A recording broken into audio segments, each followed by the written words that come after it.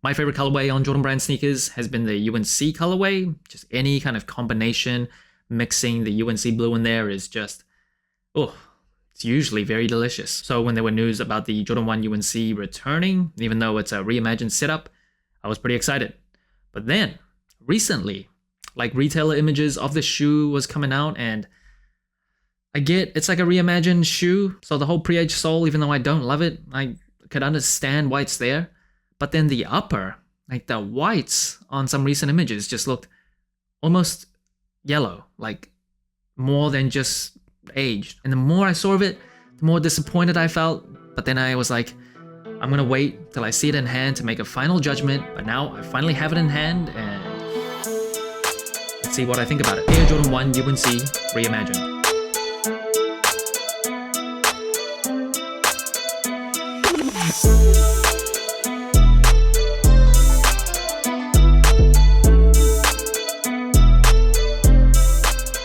And this shoe is dropping on May 10th for $180 in the United States. And of course, this is an OG colorway that originally dropped in 1985.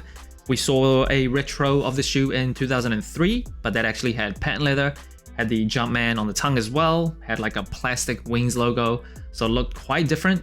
Came back again in 2015, and then it also came back in 2018, but that was like an off-white UNC. And now this is a reimagined version of the shoe.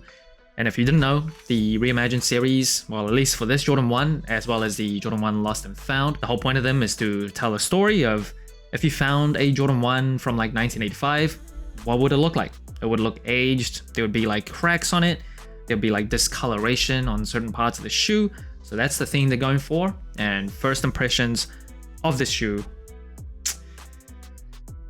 Like I said in the intro of my video, I love the UNC blue.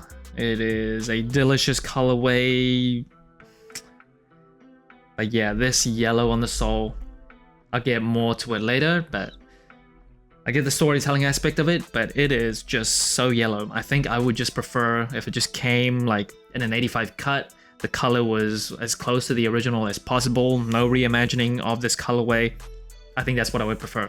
With that said though, the white on this shoe, it doesn't seem as white as like original or recent retailer images. That makes the shoe like seem very sail on these white panels. It is not still like pearly super white, but yeah, it's somewhere in between. Now the materials on the shoe, it is completely leather, but being a reimagined shoe, of course it comes with a catch. So on the base layer, the white parts of the shoe, it is that cracked leather aesthetic. So not like super cracked. When you press down, you feel like it's gonna fall apart. So on the mid panel as well as the toe box, it is pretty subtle in terms of how they did this. But then on the ankle collar, that is a bit more pronounced, so you can see the crackness a bit more clearly. And on the overlays, the UNC blue parts, that is just like regular leather. Generally in a vacuum, I don't love like that cracked leather aesthetic, but I get it is a reimagined shoe that is on theme. That's the whole point of the shoe. So no complaints from me there. And in terms of the overall quality of the leather here, it's actually pretty decent. It's not like super thin and flimsy. It can feel a little stiff out of the box, especially these overlays. That's not a bad thing. It can mean it's slightly like thicker leather. You don't want like out of the box very flimsy and easy to bend leather, even though that might reduce break-in time. Doesn't mean it's great quality. Now moving to the ankle collar, you see the Wings logo. Now one thing about this Wings logo, well, two things. Number one, the R&D and the Jordan hair, it actually isn't like joined. So in like modern day high OGs, that part at the bottom, it actually like joins to the next letter.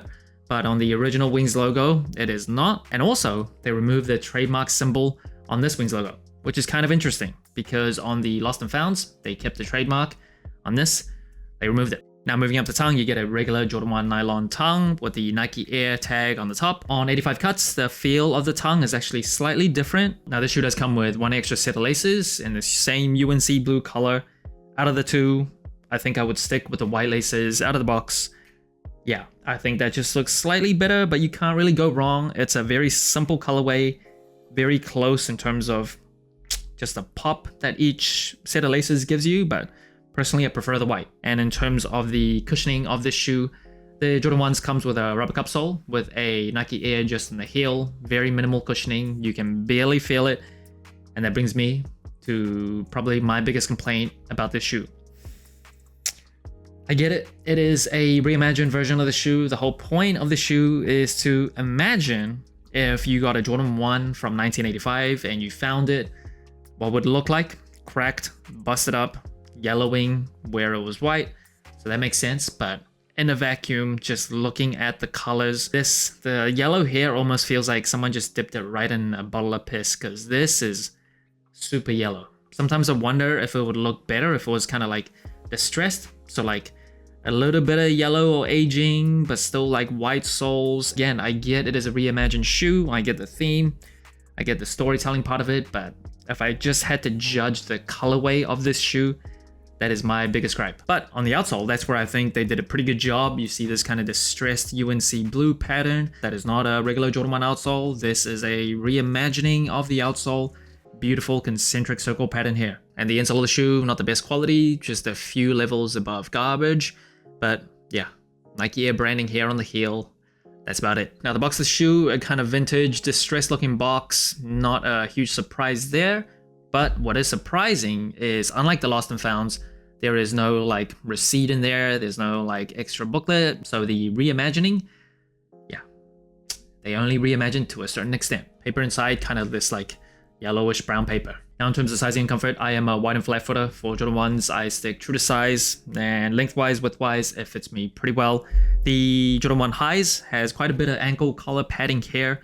I know a lot of people, if you don't have super wide feet, for Jordan 1 lows, you could probably go down half a size because there's just not as much padding. For highs, I recommend you sticking true to size, and in terms of just overall comfort under your feet, very minimal technology. This is a 40-year-old shoe. This almost feels like you're just kind of walking on thick cardboard. Don't expect too much. It's very average in terms of overall comfort. If you want something super like minimalist feeling though, yeah, this shoe could be for you. And that brings the total sole score of the Jordan 1 UNC Reimagined to 29 out of 40. Pretty average score compared to other general releases. Now first it is colorway. UNC blue I love, even though this UNC blue is slightly brighter than like the original UNC blue, but still overall very nice colorway. If you were a child or teenager during the early 2000s, you would know how much the powder or baby blue had a cultural impact. People just love this color for whatever reason. The Denver Nuggets uniform back then, especially with like AI on the team at the time, just really made the whole color even cooler. But with that said, it is still not a 10 out of 10 for me because it is a reimagining of this colorway, and I just think the originals look slightly better. And in terms of the materials, it is actually pretty decent leather. It's not thin and flimsy. I don't love the cracked aesthetic, but this is a reimagined shoe. Can't complain too much about getting a reimagined shoe and then seeing like cracked leather, but overall quality for a Jordan 1, it is pretty good. And in terms of the comfort of this shoe, yeah, minimal technology. It is the 40th year anniversary of the Jordan 1, so if you're wearing these all day, by around the 4th or 5th hour, if you're like actually walking on your feet all day, your feet are gonna probably not love you too much. But if it's just for a few hours here and there, casual use, not a huge problem. And in terms of the versatility of the shoe, Jordan 1s are obviously super wearable. You can pretty much wear it to any occasion, any setting now. But in terms of the wearability of the colorway, still very wearable. I think the UNC blue, even though it's not as standard as like a white and black shoe or like a white and darker blue, it is kind of bright, kind of bold. I still think the combination with a white base Jordan 1, yeah, makes it a relatively versatile colorway. So overall versatility of the shoe, very good. Now out of these two reimagined shoes, which one would I prefer? The Chicago Lost and Found versus the UNC Reimagined. I'm gonna give it to the Lost and Found just off the fact that they gave you like that receipt and the entire storytelling was slightly better. Yeah, just off that alone, I'm gonna choose the Lost and Found. We obviously got the Jordan 1 85 bread earlier this year, and part of me, when that shoe came out, I was like, can we just switch things up and make this shoe like an 85 cut and remove the whole reimagining theme of the colorway? Obviously that wasn't gonna happen, but I was trying to be optimistic because that would have been just delicious. Some people are gonna really like this colorway, some people still like the sail aged look. For me, I just know that I like the original kind of form of this shoe a bit more, but that's not to say if you really like this shoe and that you prefer this reimagined colorway, that your opinion is any less valid than mine. So that's it. Thanks for watching. Sole Inclined. Let me know what you think of the Air Jordan 1 UNC Reimagined. Like, subscribe, comment, all the good stuff. And remember, tomorrow may never come, so wear your shoes.